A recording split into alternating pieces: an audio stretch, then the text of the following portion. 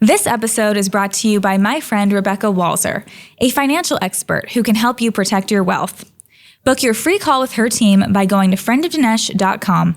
That's friendofdinesh.com. Hey everyone, I'm Danielle D'Souza Gill. I'll be hosting Dinesh's podcast while he's away on vacation for his anniversary this week. If you're a regular Dinesh D'Souza listener, then you've probably heard me on here before. Since I only substitute for him, I was substituting for him when he went to Israel last year during Christmas time and also this week, which is a lot of fun for me. I regularly host a show on Epic Times called Counterculture, and I really love doing that, but it's always a special treat when I get to join you guys here on this podcast.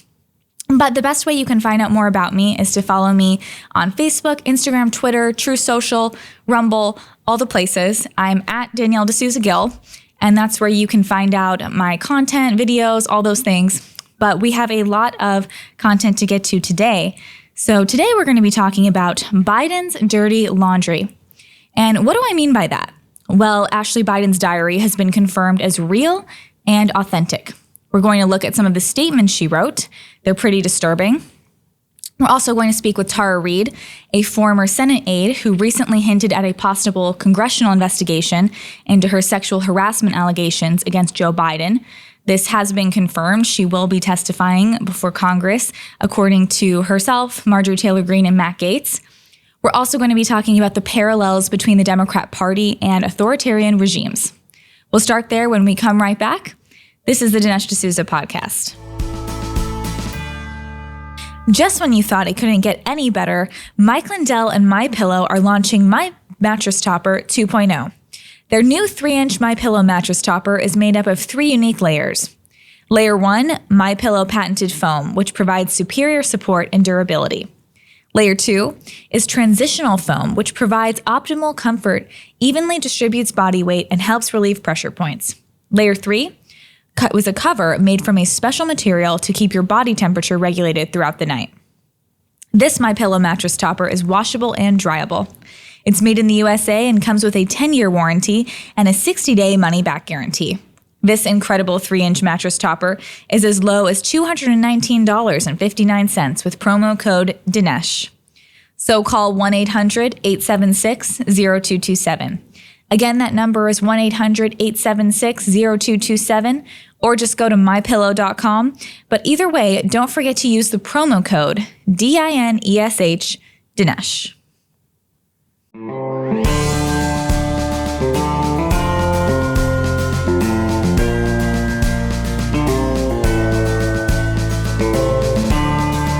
America needs this voice. The times are crazy. In a time of confusion, division, and lies, we need a brave voice of reason, understanding, and truth. This is the Dinesh D'Souza podcast. It's a readily observable fact that whenever you give Democrats time and space to come up with helpful ideas, it always ends in plans which are heavy with totalitarian overtones. They can't help themselves. Lock far-left Democrats in a brainstorming session, and what comes out of the process is guaranteed to involve some massive act of government overreach, which necessitates the destruction of our constitutional rights on a national scale. As Democrats and even Biden himself have intoned, no right is absolute, meaning they get to pick which rights you can enjoy and under what conditions you may enjoy them, which is to say they don't believe in rights at all. This is the guiding philosophy that has informed history's worst tyrants and served as the motivation behind the bloodiest events in the 20th century and consequently all of history. They can't help themselves. Let's look at some examples of the left following their instincts, only to reveal their true jackbooted ideology. Take cancel culture, for example. In its essence, cancel culture is a form of coercion through public humiliation. They force society to disown someone by slandering them for being unacceptable to their norms. They don't allege any real crime, mind you, but they do inflict real punishment. Innocent and very good and brave people have had their lives ruined by this. Many times the offense in question is not even real or factual, but merely based on vague impressions. Public humiliation was used by the Nazis to smear Jewish citizens and incite hatred against them. It was also a key tactic of Mao's Cultural Revolution in the form of struggle sessions. In struggle sessions, people were singled out and forced to wear signs around their necks indicating their crimes. crimes such as owning property or being an educated doctor. These people were paraded out into the streets and subjected to the derision of citizens, as well as physical and verbal abuse for hours or even days. Nowadays, the internet has made the process of subjecting people to this kind of treatment much more efficient and hygienic for the armies of Biden's youth armchair warriors. Witness the unrelenting campaign of public humiliation being conducted by the group of FBI volunteers known as the Sedition Hunters. This group of faux anons are dedicated to outing January 6thers by broadcasting their names along with deliberately humiliating hashtag nicknames for each of their targets. With every successful FBI raid of a conservative's attic, they openly celebrate the capture of innocent protesters. Their hashtags, along with their carefully chosen name, are calculated to slander every single target as a, quote, seditionist, despite the fact that not a single person has even been charged with sedition. Facts be damned, let's hang this mark of shame around their necks and watch with glee as their lives and the lives of their families get chewed up by a wild-eyed justice system. See, it's like a bad habit they can't shake. Unfortunately for Democrats, the relationship between their ideology and political persecution is not so much casual, but causal. See, it's not actually the case that Democrats become Hitler or become Mao. It's that Hitler and Mao based their ideologies and tactics of manipulation and coercion on the ideology of American Democrats. Scratch a liberal, find a tyrant, as the saying goes.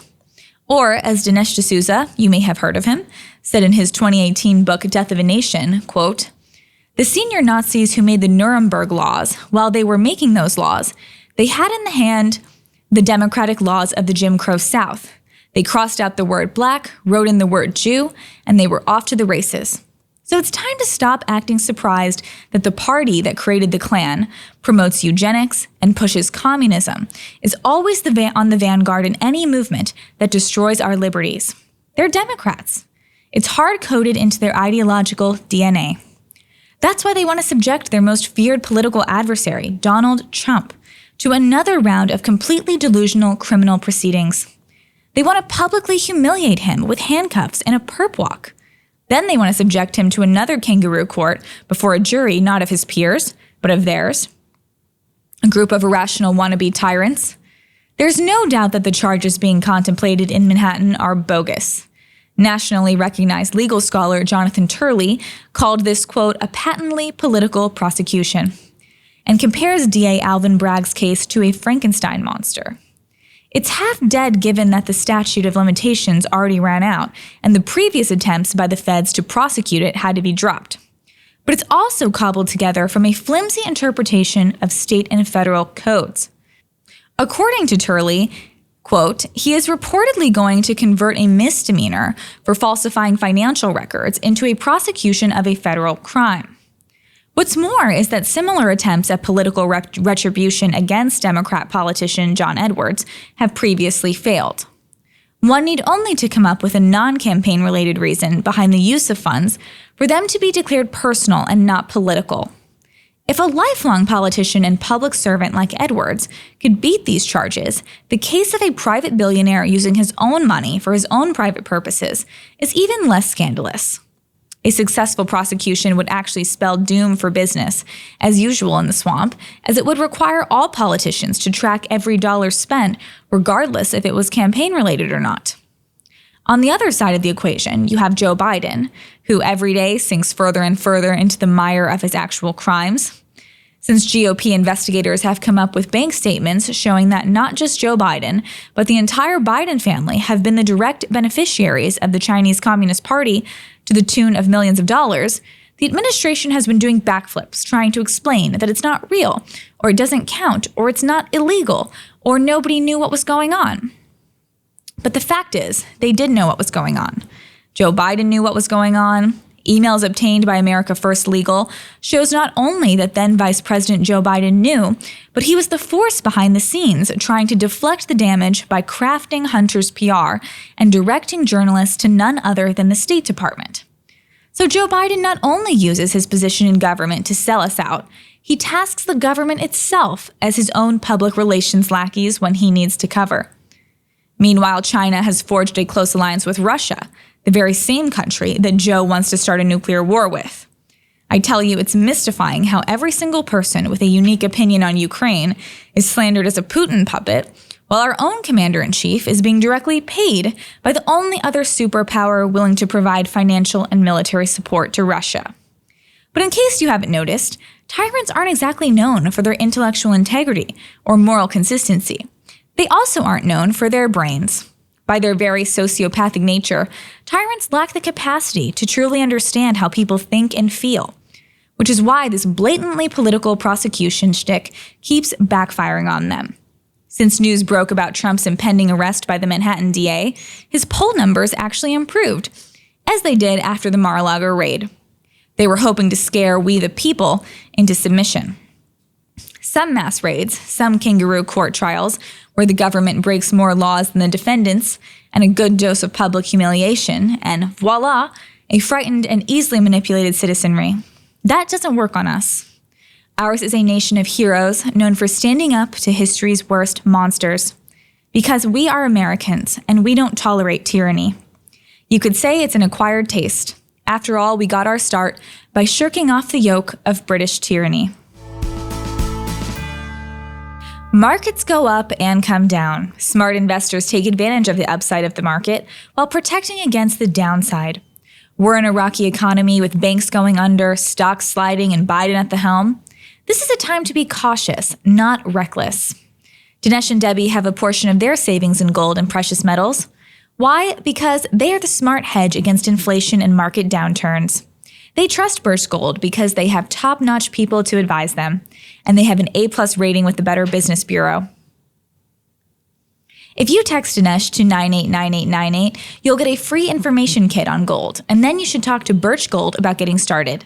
They offer a free safe to store your physical gold and silver based on qualifying purchases, and they'll also show you how to hold real gold and silver in a tax-sheltered retirement account. With Birch Gold, Dinesh sleeps better at night knowing he's hedged against market volatility. So text Dinesh to 989898 for your free info kit on gold and to claim eligibility for your free home safe by March 31st on qualifying purchases. Again, text Dinesh to 989898. I'm delighted to welcome our guest today, Tara Reade. She's an author, actress, former Senate aide, and the host of the Tara Reade podcast. Tara, thanks for joining us. Hi. Yeah, my podcast is called The Politics of Survival. And it's on every Friday night. So on Rumble and on YouTube. Well, sometimes YouTube, sometimes they pull it down. Oh my gosh. Oh no. So you get like some YouTube strikes and violations lately, but yeah, it seemed like it was more frequent earlier this year, and it seems to have calmed down a little bit. But yeah, like everyone, I think Rumble is really great because it's just sort of, there's no censorship. So yes, that is so nice.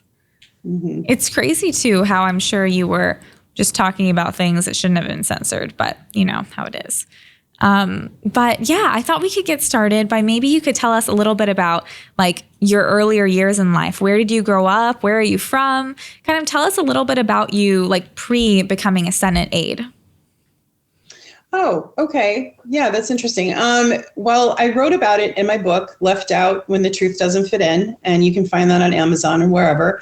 I wrote a bit about my childhood, but I lived on a farm in Wisconsin when I was a little girl. I was born in the Monterey County, California, so in Salinas.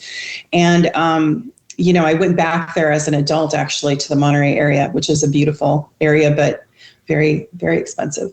And I loved my years growing up on a Wisconsin farm. I always had an interest in, my family was very political. My mother was an activist and anti-war activist in Vietnam, and very committed to that. My father, I was pretty much estranged with him after their divorce. From 13 on, I didn't see much of him for years at a time. But he was a defense contractor and worked for the Pentagon at one time and was a writer. So he was very different politically than my mother. So very different views. And, I think that's kind of in a way good because I've had a lot of different input of different points of view throughout my life. I went into acting and I was a professional actress from the time, I was very young. and enjoyed it, did some modeling. I always did writing as well. I think the first time I was published, I was 16. It was for poetry. So I was very active in the arts. And then I took some political science courses, and also politics were kind of part of our family life. So I was really interested in the internship with Leon Panetta, and I'd worked on a congressional race as a field coordinator. And these were all Democrats that I worked for. And then I had the opportunity to work for Joe Biden. So I had, a pretty full career with acting up until 28. I was really kind of, doing a lot of theater and things like that, and then was interested in politics. But then it took hold when I really got involved with working, on an election and then working as an intern and then getting the job with Joe Biden, which was a staffer position. Yeah.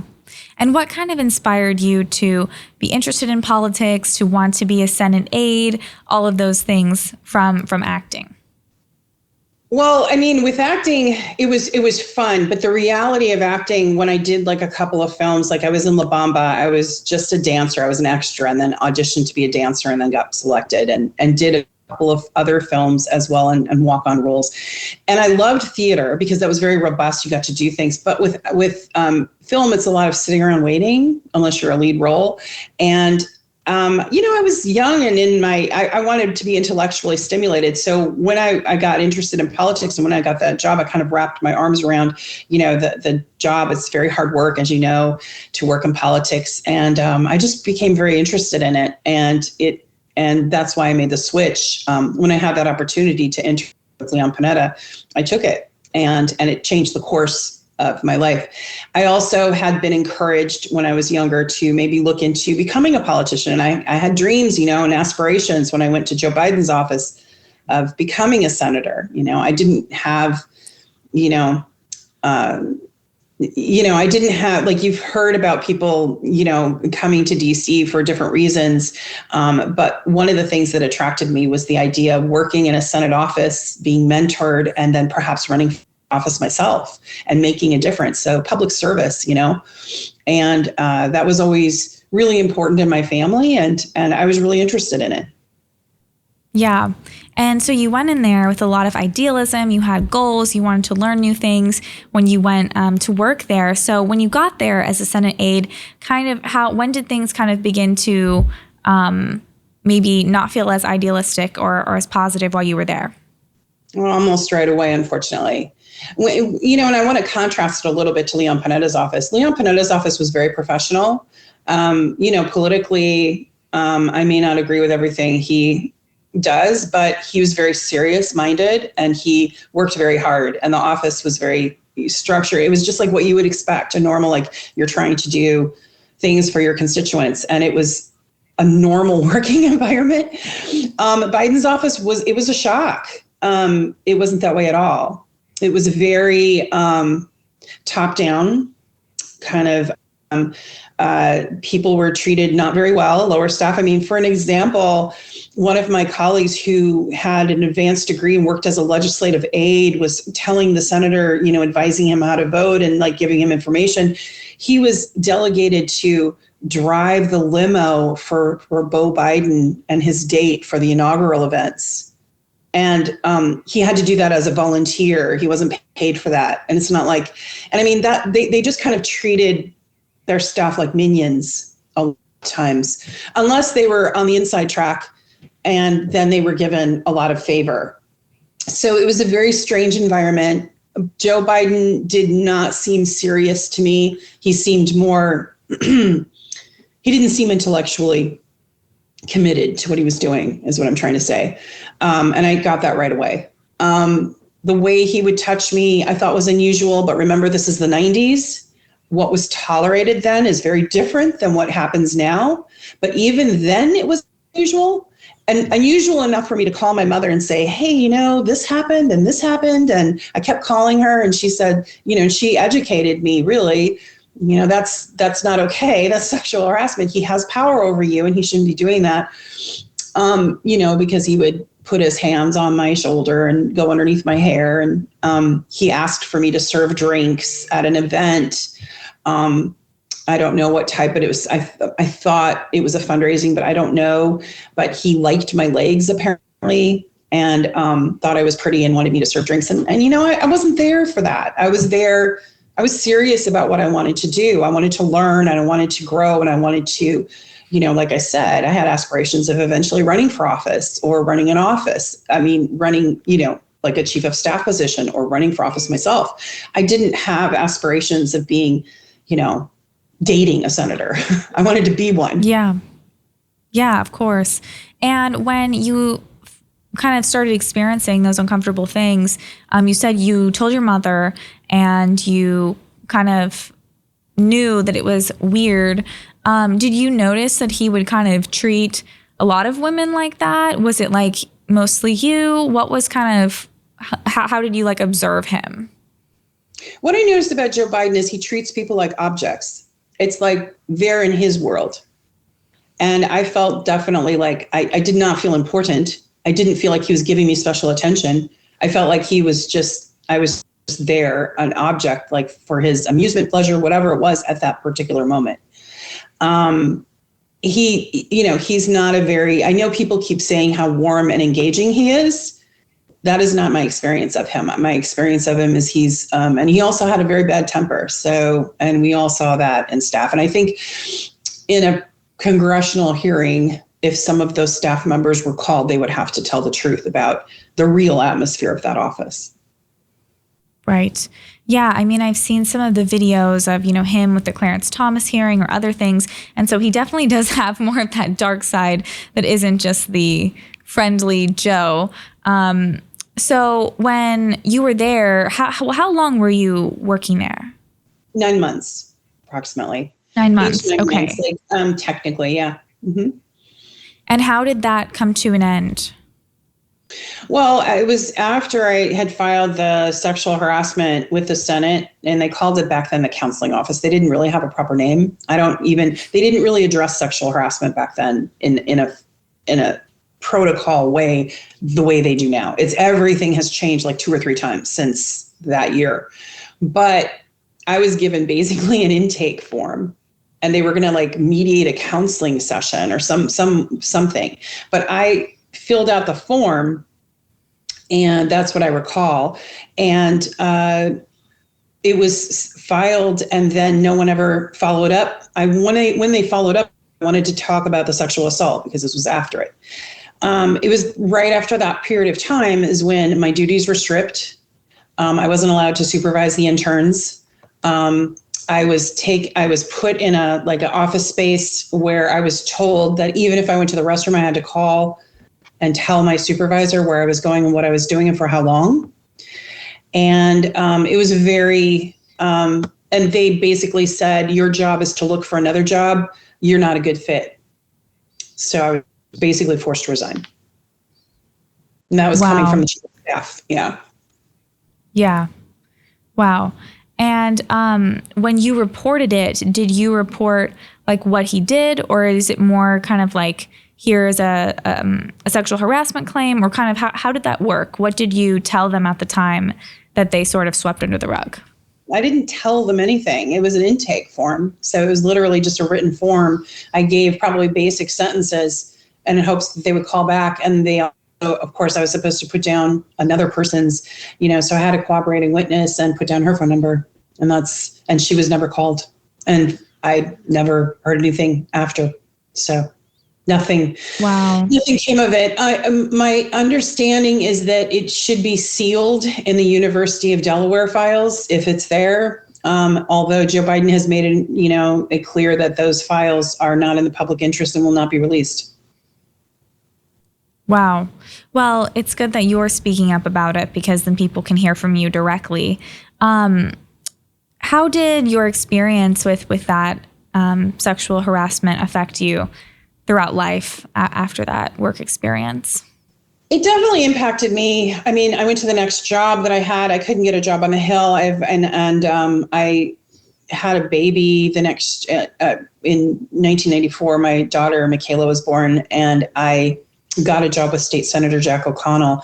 And Lorraine Sanchez has already gone on the record and talked about this, but I immediately was really tense. And she was like, look, I told her about, some of what I experienced. And she said, that doesn't happen in this office. And it didn't. I didn't have any of those negative experiences. She said, we don't.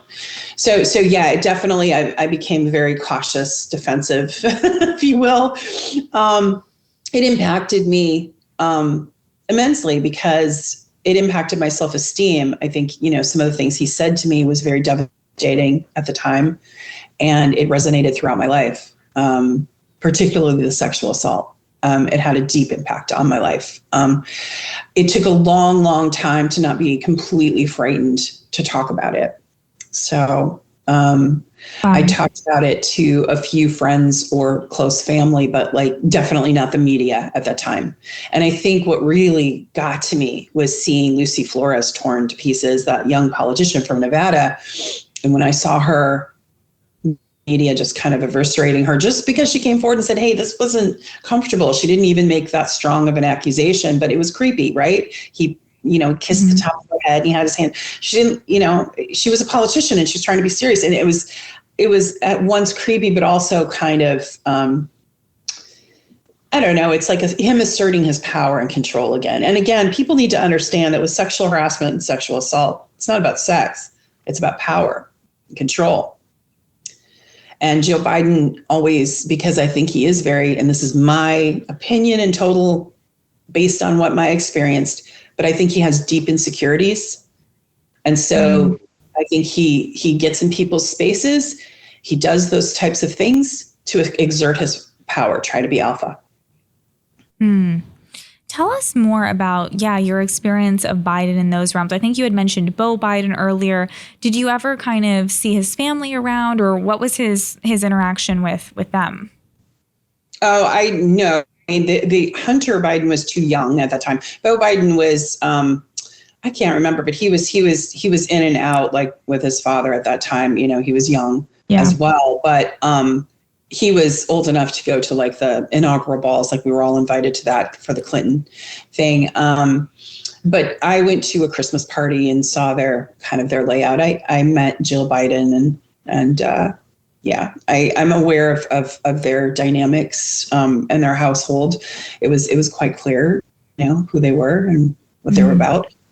Tell us more about that with Jill Biden, because I think, a lot of people don't know about how they kind of began and got together, but you were observing them at that time. Did you find it odd that he was coming on to you, yet Jill Biden was in his life?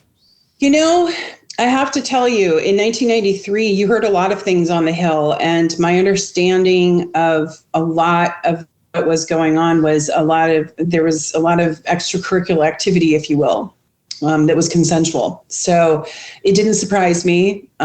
His behavior was very, I thought it was unusual that he would do what he does in front of her. I've seen video now, we all have, of him, some of his behavior, and it is unusual. At the time, at the Christmas party, for instance, there wasn't anything unusual that I saw there.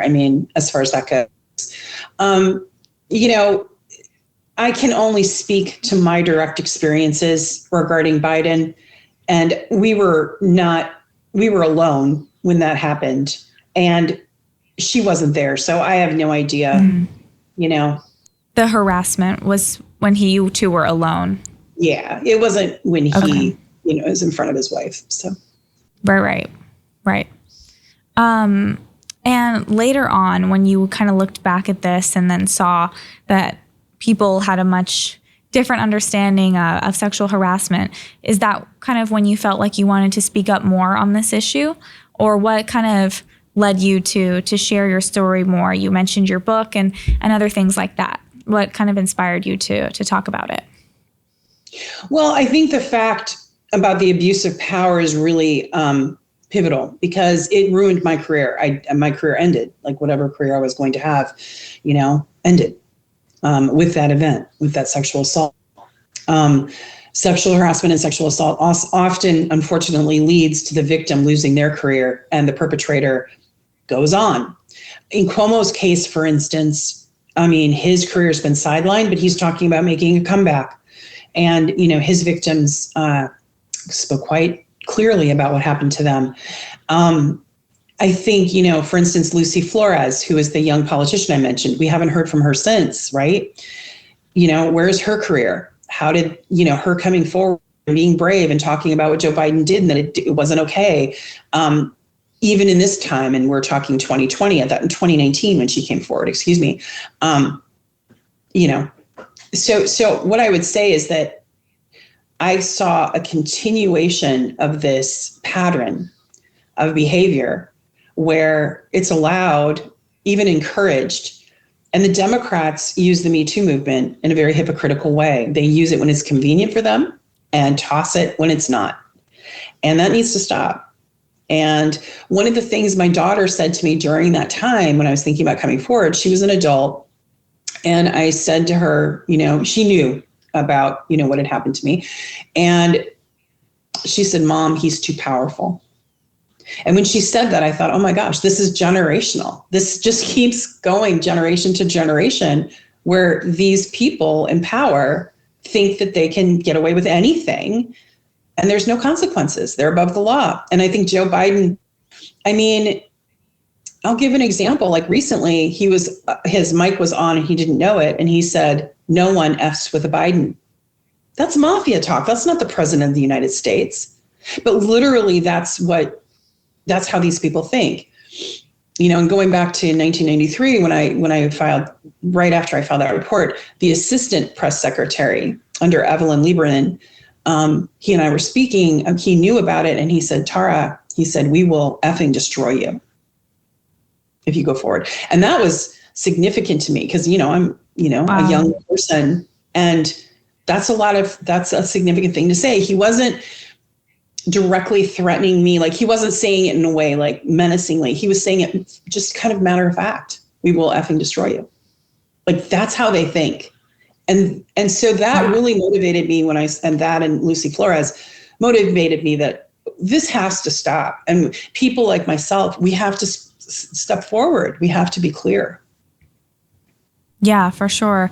And what's your reaction when you see like these videos of Biden, touching other girls, sniffing children, just like uncomfortable kind of situations where people move away from him and those things? How do you feel when you see those videos? It's not okay to watch. What I see, for me, it brings back a little bit of him, and I don't like that. But beyond my personal feelings, just looking at it objectively, even if what happened to me hadn't happened, it's inappropriate. It's getting in people's spaces that way, being demonstrative, pushing yourself on someone when they're not necessarily wanting that. It's just not okay. So what I would say is that I see the pattern. I don't know if anyone else does.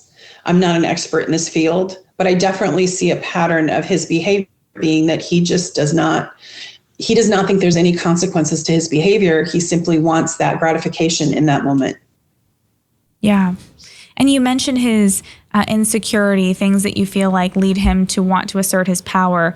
What kind of gave you the impression that he has issues in that area of dominance, wanting to come across as an alpha male, those kinds of things? Because I also can kind of see that. Even when he would debate Trump, this is obviously just from the outside, I don't know him personally, but when he would debate Trump, he would kind of try to act like he was like super tough or something, like try to act like he was like more than Trump. But then at other times he tries to act like he's super nice or he's just a grandpa or something. And so maybe just kind of seemed like he had some struggle with that. Whereas Trump, for example, he's kind of himself all the time. He's always Trump. And so that's just his personality. But what about Biden did you kind of get the sense that, this is like his personal like way of asserting himself? Well, you can look at video after video of the arrogance. He's arrogant. I mean, when I saw that in 1993, I didn't really see it before then. I should have, because the Clarence Thomas hearings had happened. And then reviewing that, I was like, oh yeah, he's very arrogant. I just thought he was confident, right? In person, wants to be the center of attention. He's arrogant. He's not very, I'm just going to say it. In my opinion, he's not very bright. Like, he used to have to be fully schooled on what the legislation was about. If he had just had lunch with Orrin Hatch, he would have voted with Orrin Hatch. I mean, he was not the brightest bulb, and people used to call him a blowhard and things like that. I think because he was easily manipulated, because he took, obviously, benefit from like big pharma, like DuPont was a big supporter of Joe Biden's. I think that shaped a lot of his career, those relationships, and they were able to shape him in return. And unfortunately, that's a really dangerous thing. First of all, he shouldn't have been in office that long.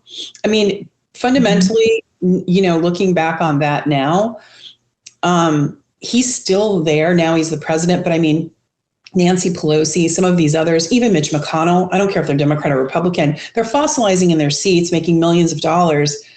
And it's not okay. I don't think our founders had that intent to have people go into public office and stay there and make multi-millions. That wasn't the intent. Mm-hmm. They're supposed to go do their public service and then go back to their districts, go back to their farm, go back to their business, whatever it is, and move on, instead of hold on to power. So intellectually, I just think Biden was in it for the power and for the acclaim and attention, and he stayed there and was able to be easily manipulated, in my opinion. Which, look at where we are now, $100 billion going to Ukraine, right? For weapons, aid. Right. And so Raytheon's happening. Lockheed Martin, their profits have soared. Look at Big Pharma. Look at how their profits have soared. Manufacturing crisis after crisis for these major corporations. So, I really don't. I don't have a lot of respect for him. So obviously, how do you compare? How do you compare his kind of? You were saying he's not the brightest. He's honestly just a little bit like dumb. How do you compare that to the fact that he has these kind of crime rackets going on? He's been in politics so long. I guess you could say he's successful in that he's been around so long. So how do you think he pulled that off with him, his family, and all of that, while also at the same time not being the smartest person? Well, I don't, remember who's behind him. He has people behind him that you don't see, that are working around his accounts, that are benefiting from his power and benefiting from all that.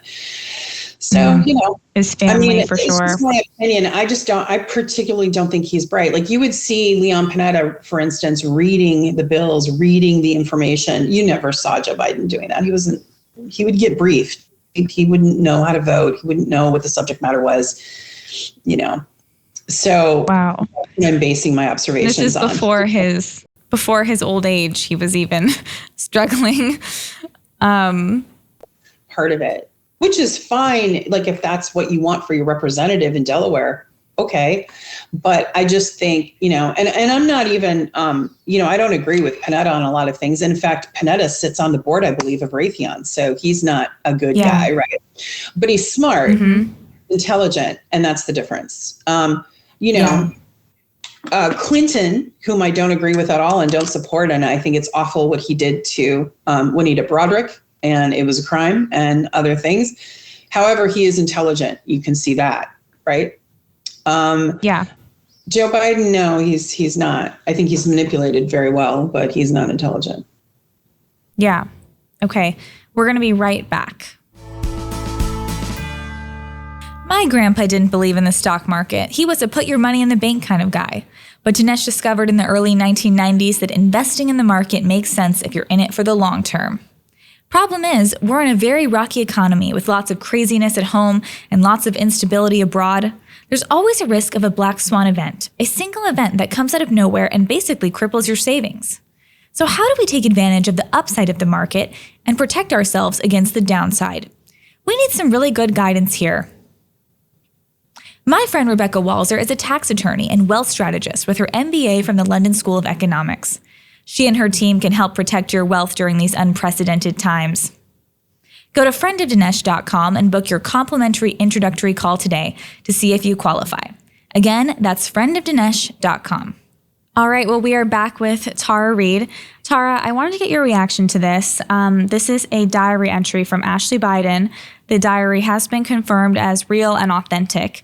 And one of her entries says this. It just says, hypersexualized at a young age. What is this due to? Was I molested? I think so. I can't remember specifics, but I do remember trauma. I remember not liking the Woolsacks house. I remember somewhat being sexualized with Caroline. I remember having sex with friends at a young age, showers with my dad, probably not appropriate. What's your reaction to seeing something like that? Yeah, I mean, that's a deeply personal diary entry. So my heart goes out to whoever wrote that. I mean, and obviously they've verified that it's Ashley Biden. I think it's deeply disturbing. I mean, I don't know how anyone could not read that and think that's not deeply disturbing. Yeah, it's tragic because for a long time the left tried to, discredit the diary, pretend it wasn't real. That's kind of like what they did with Hunter Biden, try to discredit the laptop and all of this, as opposed to seeing, this is a person in such deep pain. I mean, I feel horrible for Ashley Biden having to go through this. That's so sad. She mentioned, like, even with her sister. And then you think of Hunter. I mean, he's, of course, guilty of crimes, but he's also a disturbed person. His dad wasn't there for him. There was a lot of personal information on the laptop.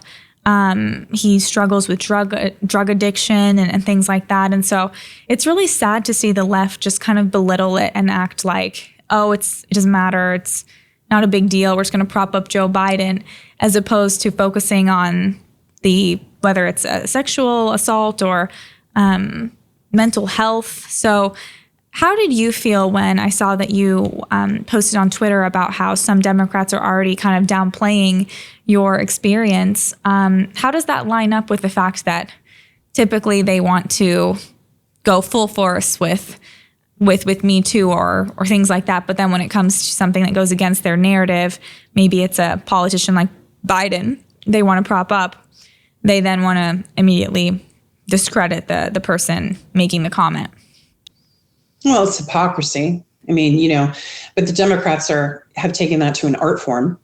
So they basically use identity politics like Me Too, like other movements, and use it for their advantage, for the votes, for the money, for the fundraising, and then discard that movement if it becomes inconvenient for them.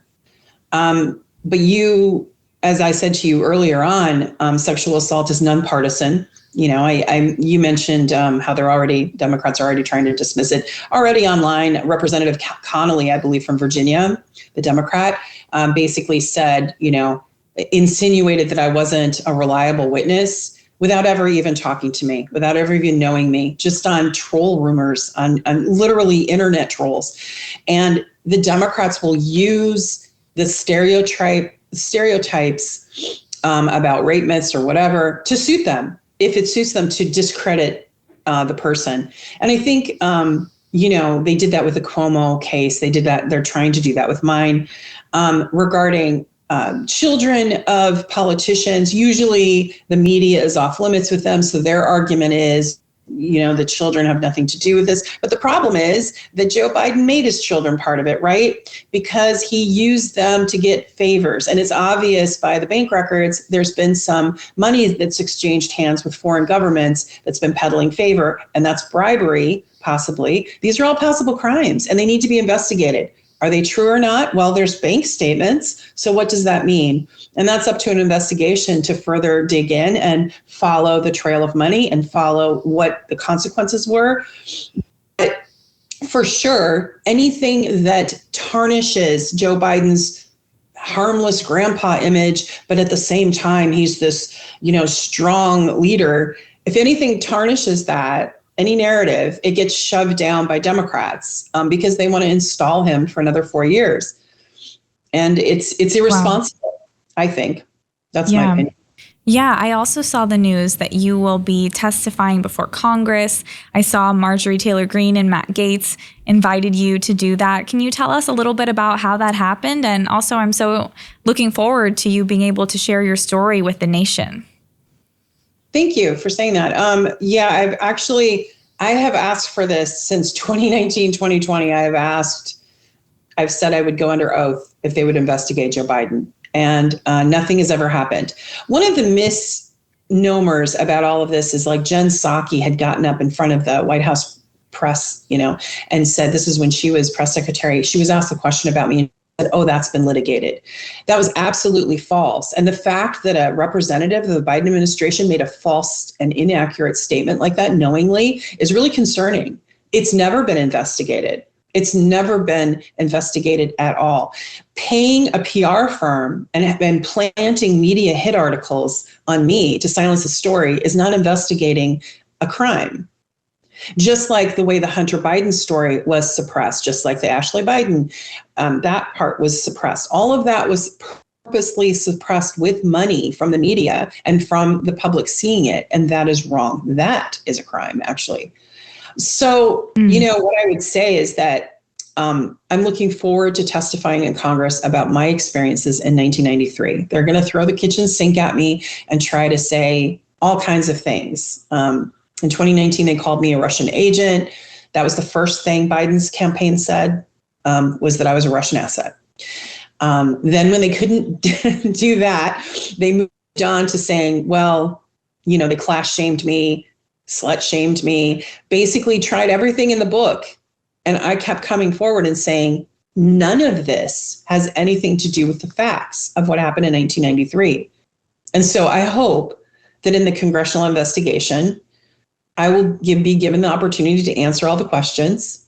And I'll answer questions from Democrats. But if they try to deviate or go off the subject, I'm going to remind them that they didn't do that to Dr. Ford, right? Mm-hmm. You didn't see Democrats asking her about her credentials when she was sexually assaulted. That's ridiculous. Joe Biden wasn't asking me anything like that when it happened in 1993. So, right. Their switch and bait is kind of their tactics. Hypocrisy is, kind of led them. And you have to understand, I was a Democrat for most of my life. I'm no longer, I'm an independent. But I don't like, not just my case, but I don't like what I've seen, the way they've been trying to protect Joe Biden. Also, the way they've targeted Trump supporters and gone after, them in such a horrible way, destroying their lives, holding them in prison, calling them terrorists. I mean, when you enter into politics in a place where you're trying to call your opposition terrorists if they oppose you, we're starting to get into a very dangerous totalitarian, almost fascism regime with the Biden administration, in my opinion. Yeah. Because when you start suppressing political opposition and censoring speech, we've lost our democracy. Well, Tara, good luck with the hearing. I'm really looking forward to you doing that, because it is time that Joe Biden be held accountable for these things and for people to actually hear your story. So, Tara, thank you so much for being with us today. Oh, sure. Thank you for having me. Dinesh and Debbie started taking Relief Factor 2 years ago, and the difference they have seen in their joints the past 2 years has been nothing short of amazing. Aches and pains are gone thanks to this 100% drug-free solution called Relief Factor. Relief Factor supports your body's fight against inflammation that's the source of aches and pains. The majority of the people who try Relief Factor order more because it works for them. Debbie has been able to do the exercises that for several years she wasn't able to do. It's been a game changer for her, her aunt, other members of her family, and for many other people as well. You too can benefit. Try it for yourself by ordering the 3-week Quick Start for the discounted price of only $19.95. Go to relieffactor.com or call the new number 1-800-4RELIEF to find out more about this offer. That's relieffactor.com or call 1-800-4RELIEF. Feel the difference. Well, that wraps up today's show. Make sure to follow me on social media if you like today's episode. You can find me on Facebook, Instagram, Twitter, Truth Social, and Rumble, all the places. I'm at Danielle D'Souza Gill, and that's where you can find my videos, thoughts, all of those things. I host a show regularly on Epic Times called Counterculture, and I would love to see you guys over there as well. I'll see you all tomorrow. Subscribe to the Dinesh D'Souza podcast on Apple, Google, and Spotify, or watch on Rumble, YouTube, and SalemNow.com.